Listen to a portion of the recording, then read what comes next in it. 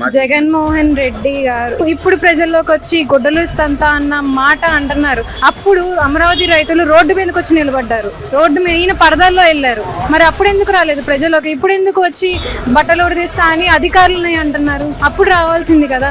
అధికారంలో ఉన్న 5 సంవత్సరాలు ఏ రోజు ఒక ప్రెస్ మీట్ పెట్టలేదు. ఏ రోజు ఏ ఒక్క ప్రశ్నకి ఆయన సమాధానం చెప్పలేదు. ఫీజు రియంబర్స్మెంట్స్ లేవు, జాబ్స్ లేవు, రాజధాని లేదు, ఏదీ లేదు. ఇవాళ రోజున నలుగురిలోకి వచ్చి ఒక ఇష్యూ ఒకటి క్రియేట్ చేయడానికి కూటమి ప్రభుత్వం గురించి దాని మీద ఒక రంగు పోయడానికి ఇలాంటి అన్ని చేస్తుంది వైసీపీ గవర్నమెంట్.